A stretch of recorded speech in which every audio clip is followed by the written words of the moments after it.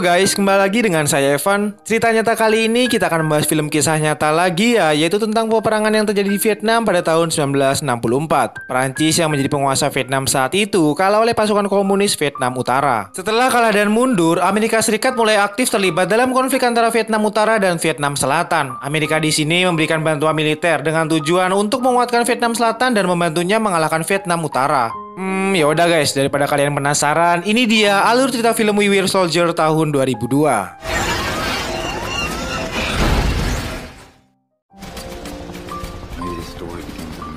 Cerita ini dimulai saat kolonel bernama Hal Moore tiba di Angkatan Udara setelah menjalani liburan bersama keluarganya. Hal ini adalah seorang mantan pemimpin di pertempuran Korea yang kemudian diberi tugas untuk melatih pasukan di sana, sekaligus mengatur strategi untuk masuk ke peperangan Vietnam.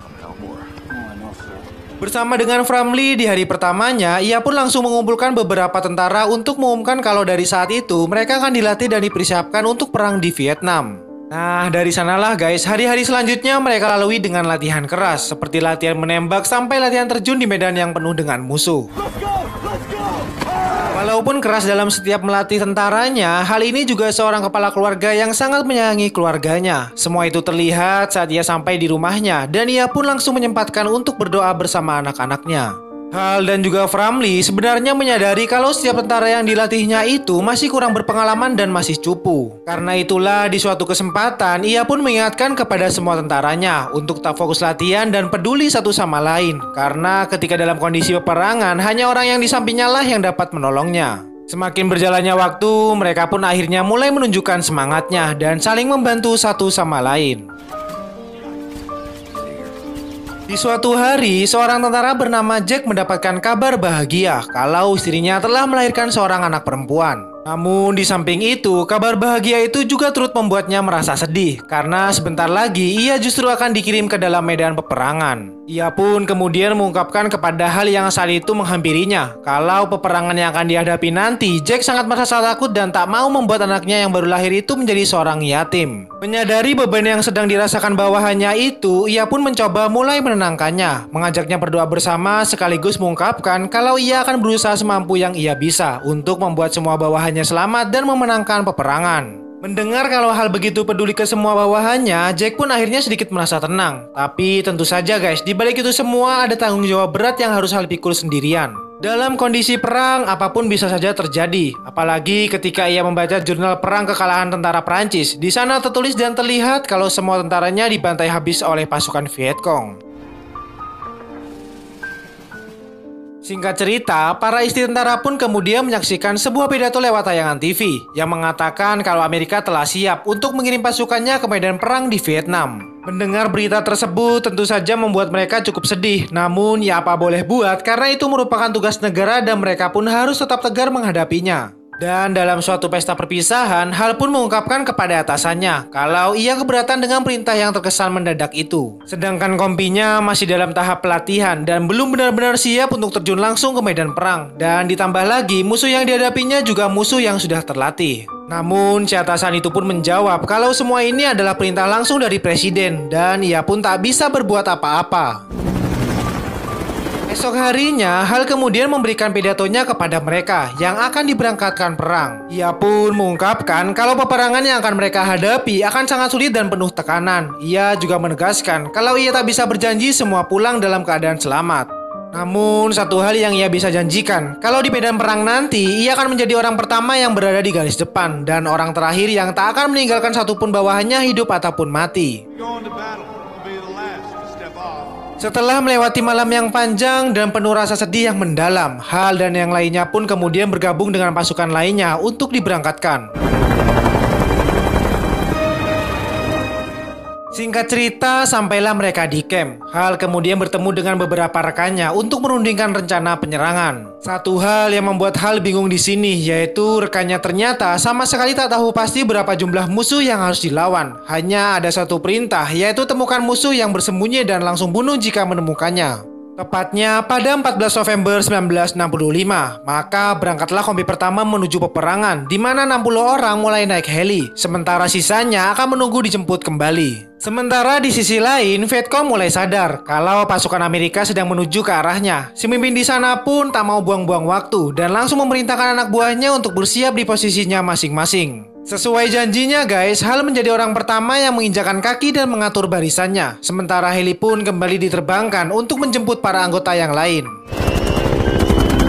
Karena merasa keadaan sepi, Hal kemudian memerintahkan satu kompi untuk berjaga ke arah lain. Saat mereka mulai bergerak, ternyata salah satu Vietcong terlihat muncul dan mulai melarikan diri.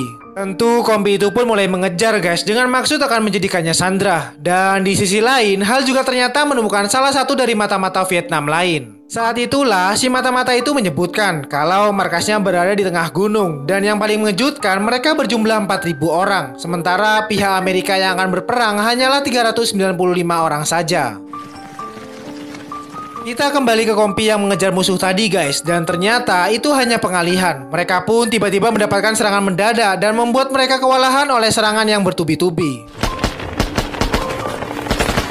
Merasa keadaan belum bisa diatasi, Hal pun segera menyuruh anak buahnya untuk bersiap-siap pergi ke pegunungan, sekaligus mengabarkan kepada tentara lain kalau area pendaratan saat ini sedang dalam kondisi baku tembak. Satu persatu tentara Amerika pun mulai berjatuhan di sana. Bahkan setiap kompi yang dikirim juga tak jarang mendapat serangan dari berbagai sisi yang sebelumnya tak diperkirakan. Sementara di sisi lain, artileri berat mulai ditembakkan oleh pasukan Amerika untuk menghalau musuh yang semakin mendekat.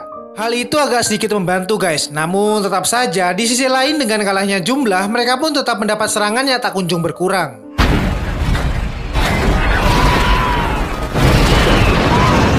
Markas tentara Vietnam, mereka mendapatkan kabar bahwa pihak Amerika telah menjatuhkan artileri yang cukup berakibat fatal pada strategi yang telah mereka lakukan. Maka untuk mengatasi hal itu, pimpinan mereka pun kemudian menugaskan agar setiap tentara Vietnam yang berpindah posisi untuk memojokkan setiap tentara Amerika yang berada di lapangan.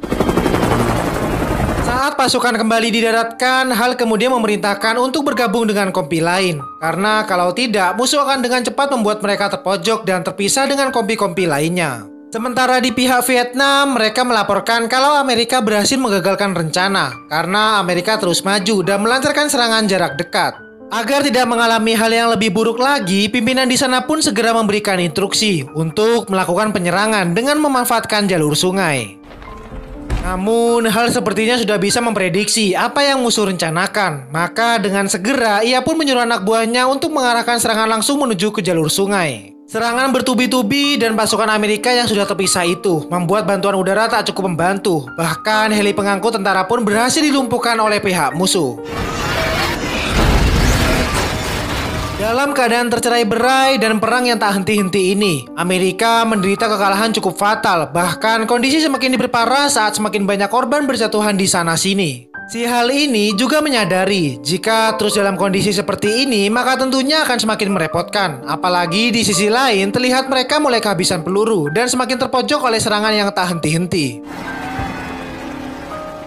Malam pun tiba, dan dalam keadaan terpisah dari kompi lainnya, Shepherd mencoba tetap terus bertahan sampai pihak bantuan datang. Sayangnya, hal menyakitkan justru disampaikan atasannya, kalau mereka harus menunggu sampai besok dan baru yang lain akan menuju ke arahnya. Sedangkan Hal sendiri yang sama-sama terpojok mulai menghubungi pusat untuk meminta hitungan jumlah korban dari bawahannya. Dan tak lama setelahnya, saat ia mendoakan para korban, tiba-tiba ia dihampiri oleh Joe. Dia ini adalah seorang wartawan guys yang sebelumnya ikut dalam hari terakhir. Di sana, ia pun mengutarakan keprihatinannya atas semua korban yang telah jatuh. Sementara itu, di markas pasukan musuh, pimpinan Vietnam kembali memberikan instruksinya tentang bagaimana cara menghadapi pasukan Amerika dengan turut menggunakan artileri saat perang besok. Sedangkan Shepherd dan teman-temannya yang saat itu sedang bersembunyi dari kepungan, tampak tak henti-hentinya melakukan perlawanan sampai titik darah penghabisan. Esok harinya, saat perang akan kembali dimulai, Hal kemudian kembali bergabung dengan Nadal dengan menginstruksikan agar memancing dengan tembakan. Dan benar saja guys, tembakan itu mendapat balasan dan musuh pun kembali berdatangan.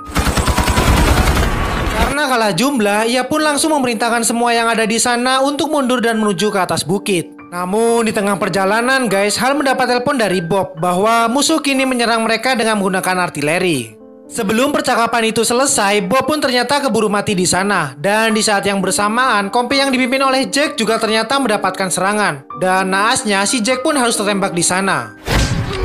Untuk mengantisipasi hal yang jauh mengerikan daripada kemarin, Hal pun kemudian menginstruksikan kepada kompi-kompi lainnya untuk segera bergabung. Joe sendiri yang saat itu sedang memotret, mau tak mau karena kondisinya semakin mendesak, ia pun akhirnya diberikan senjata oleh Framley untuk pertahanan. Dan tak lama setelahnya, Amerika pun kembali dihadapkan pada serangan barbar tentara Vietnam.